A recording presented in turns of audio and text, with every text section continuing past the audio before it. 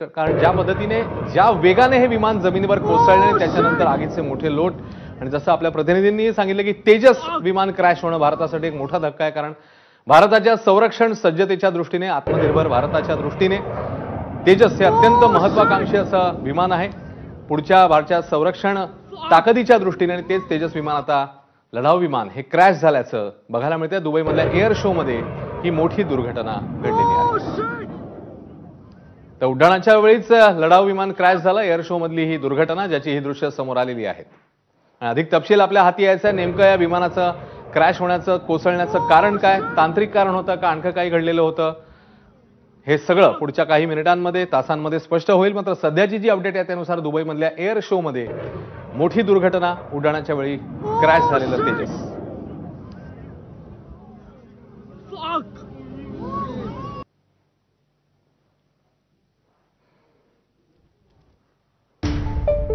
जितक्या वेगाने हे विमान कोसळलेलं आहे ते बघता त्याच्यावरूनच आपल्याला अपघाताची भीषणता ही कळू शकते। पुन्हा एकदा अमित भिडे आपल्या सोबत आहेत या संदर्भात अपडेट देण्यासाठी। अमित, ज्या वेगाने हे विमान कोसळलेलं आहे त्याच्यावरून आपल्याला भीषणता कळते या सगळ्या दृश्यांमधून।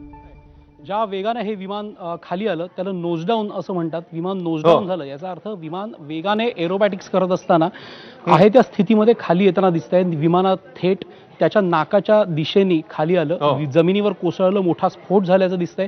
याचा अर्थ विमानामध्ये सफिशियंट फ्युएल सुद्धा होतं।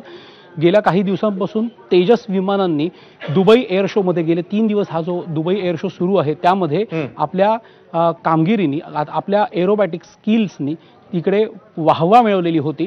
तेजस साठी अनेक देशांकडून भारताकडे विचारणा सुद्धा झाली होती। भारताच्या बूथला अनेक देशांनी भेटही देऊन तेजसची पाहणी सुद्धा केली होती। त्यानंतर तेजसकडून जगाला अपेक्षा होत्या भारतीय बनावटीचं हे विमान कसं आहे ते पाहण्यासाठी अर्थातच मोठ्या प्रमाणात उत्सुकता होती। आणि त्यातच या दुबई एअर शो मध्ये झालेला हा अपघात अर्थातच भारतासाठी मोठा धक्का आहे। अश्विन, खरं अमित, आणि जसं तू सांगतोस की तेजस एक अत्यंत महत्त्वाकांक्षी विमान भारताच्या दृष्टीने, तेजसच्या ताकदीबद्दल किंवा एकूणातच तेजसच्या वैशिष्ट्यांबद्दल, तेजस विमानाबद्दल जर आपल्याला प्रेक्षकांना सांगायचं असेल तर काय काय सांगू शकतो आपण? हिंदुस्तान एरोनॉटिक्स लिमिटेड या आपल्या भारतीय कंपनीने, सरकारी कंपनीने बनवलेलं हे तेजस विमान आहे। अर्थात लाईट कॉम्बॅट एअरक्राफ्ट हे त्याचं मूळ नाव अटल बिहारी वाजपेयींनी आपल्या सगळ्यांना आठवत असेल त्याचं नामकरण तेजस असं केलं। तेजस विमान मुळातच single engine aircraft, multipurpose aircraft आहे, मल्टी रोल एअरक्राफ्ट आहे। म्हणजेच हवेतल्या हवेतलं युद्ध, त्याचबरोबर हवेतून जमिनीवर मारा करण्याची क्षमता, अशा दोन्ही युद्धांमध्ये हे तेजस पारंगत आहे। त्यासाठीच अर्थात हे बनवलेलं आहे। भारताच्या दृष्टीने याचं महत्त्व असं होतं की नुकतीच MiG-21 विमानं आपण डिफेज केली याचा अर्थ डिकमिशन केली आणि त्याच्यानंतर डिकमिशन म्हणजे निवृत्त केल्याच्या नंतर त्याच्या स्क्वॉड्रन्सची जागा या तेजसच्या स्क्वॉड्रन्स घेणार होत्या। याचाच अर्थ भारताची पुढची जी आपली शक्ती आहे ती ह्या तेजसवर अवलंबून असणार होती। भारताच्या ताफ्यामध्ये आज आपण जर का विचार केला तर मल्टीरोल एअरक्राफ्टमध्ये विद्यमान सुखोई 30 MKI, त्याचबरोबर मिराज 2000, त्याच्यानंतर MiG-29 आणि जॅग्वार याच्यावर आपली आता निर्भरता आहे। पण त्याच्या जोडीला आपल्याला जवळपास ज्या 44 स्क्वॉड्रन्सची गरज आहे दोन सीमा सांभाळण्यासाठी, दोन भागातल्या सीमा सांभाळण्यासाठी, त्याच्यासाठी आपल्याला तेजसच्या स्क्वॉड्रन्स वाढवण्याची गरज होती।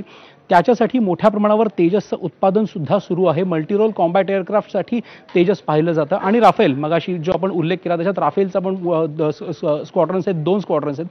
तर याच्यामध्ये आता तेजस साठी भारत फक्त स्वतःची क्षमता, त्याचबरोबर दुसरी गोष्ट म्हणजे तेजसची उत्पादनं करून हे तेजस विमान आपण निर्यातही करू शकतो का या दृष्टीने सुद्धा भारताची चाचपणी सुरू होती। अश्विन, हे दुबई एअर शो सारखे जे शोज असतात यांचा खूप महत्त्वाचा एक फायदा असा असतो की आपली मिलिटरी माईट काय आहे किंवा आपली संरक्षण क्षेत्रातल्या उत्पादनांची दर्जा काय आहे, गुणवत्ता काय आहे हे जगासमोर सादर करण्यासाठी असे एअर शो, असे जे आंतरराष्ट्रीय दर्जाची जी व्यासपीठं असतात ही महत्त्वाची ठरतात। इथे जगभरातले देश आलेले असतात, आपली उत्पादनांचं सादरीकरण करतात, त्याचबरोबर खरेदीदार देश सुद्धा इथे आलेले असतात। त्यांच्यासमोर असे अपघात होणं हे अतिशय दुर्दैवी म्हटलं जातं। त्यामुळे आजचा हा अपघात खरोखर आपल्यासाठी एक मोठा धक्का आहे। खरं अमित, मी तेच म्हणणार होतो की एखाद्या आंतरराष्ट्रीय शो मध्ये ज्या प्रकारे तू सांगतोयस की दुबईमध्ये असा एअर शो होता ज्याच्यामध्ये अनेक खरं म्हणजे देशांचा सहभाग होता आणि त्या आंतरराष्ट्रीय मंचावर त्या अवकाशात कुठेतरी अशा प्रकारची घटना होणं हे किती सेटबॅक ठरू शकतो हा भारतासाठी. कारण जसं आपण म्हणतोय की तेजस हे भारताच्या दृष्टीने अत्यंत महत्वाकांक्षी विमान, लढाऊ दृष्टीने किंवा शस्त्रसज्जतेच्या दृष्टीने, संरक्षणाच्या दृष्टीने, आणि त्या आंतरराष्ट्रीय मंचावर तेजसचा असा अपघात होणं. याच्यासाठी एक दोन गोष्टी महत्वाच्या असतात अश्विन. एक म्हणजे आपल्या दृष्टीने ह्या एका अपघातामुळे भारताच्या संरक्षण शक्तीला काही धक्का पोहोचतो का, तर थेट तसा नाही. कारण आता आपल्यासाठी हा तेजसचा अपघात, एक विमान कोसळलं याच्यामुळे आपल्या वायुदलाला खूप मोठा हानी, तोटा, आपली शक्ती काही कमी झाली का, तर नाही. पण प्रतिमा काय झाली हे खूप महत्वाचं ठरतं. आपल्याला आठवत असेल 2 दिवस ट्विटरवर एक 2-3 फोटो खूप व्हायरल होत आहेत. त्यातले महत्वाचे फोटो असे होते की भारताच्या बूथला खुद्द पाकिस्तानी एअरफोर्सच्या अधिकाऱ्यांनी सुद्धा भेट दिली होती. त्याच्यात पाकिस्तानी एअरफोर्सच्या अधिकाऱ्यांनी सुद्धा तेजसची पाहणी केली, तेजसविषयी जाणून घेतलं. याच्यातून तेजसची उत्सुकता जगभरात किती आहे हे आपल्याला दिसून येईल. काही महिन्यांपूर्वीची बातमी अशी होती की इंडोनेशियाने तेजसच्या खरेदीमध्ये रस दाखवलेला होता. अशा वेळेला तेजसविषयी जगभरात किती उत्सुकता आहे हे दिसून येतं. त्याच्यामुळे जर का दोन पद्धतीने मगाशी मी म्हटलं त्याप्रमाणे विचार करायचा झाला तर आपल्याला थेट आपल्या शक्तीला काही धोका नाही, पण आपल्या प्रतिमेला धक्का बसला का, हो, भारतीय उत्पादनांविषयी असलेल्या विश्वासार्हतेला कुठे तडा जाईल का या अपघाताने, तर हो, जाऊ शकतो अश्विन. नक्कीच. त्याच्यामुळे जसं अमित सांगतोय आपल्याला, आणि अमित आता आपण ही दृश्य बघतोय ज्या पद्धतीने कोसळलेलं आहे तेजस हे विमान, आणि आता बघूया याची कारणं. अमित, खरं म्हणजे हे आता बोलणं खूप लवकर म्हणजे घाई केल्यासारखं होईल, पण ज्या पद्धतीने हे क्रॅश झालेलं आहे आणि ज्या वेगाने हे क्रॅश झालेलं आहे ते बघता काय संभाव्य कारणं असू शकतात या संदर्भात काही अंदाज व्यक्त करू शकतो अमित? अजून थेट आता याची खूप मोठी चौकशी होईल. अपघाताची नेमकी कारणं शोधून काढली जातील. अनेक तांत्रिक गोष्टी यामध्ये इन्व्हॉल्व्ह असतात. त्याच्यामुळे आता थेट याच्यावर कमेंट करणं खरोखर धोकादायक ठरेल, जसं तू आता म्हणालास. गेले 2 दिवस इथे सोशल मीडियावर असा सुद्धा प्रोपगंडा पसरवला जात होता की तेजसला ऑइल लिकेजचा काही धोका आहे का, किंवा तेजसला ऑइल लिकेजचा काही फटका बसलाय का, अशी सुद्धा तिकडे दुबई एअर शो मध्ये चर्चा रंगलेली होती. पण अर्थात हा सगळा इन्व्हेस्टिगेशनचा पार्ट आहे.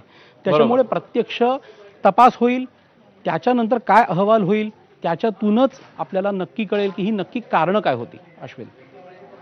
खरं अमित, त्याच्यामुळे आपल्याला वेळ थोडेसा थांबावा लागेल, वाट पाहावी लागेल. याचं कारण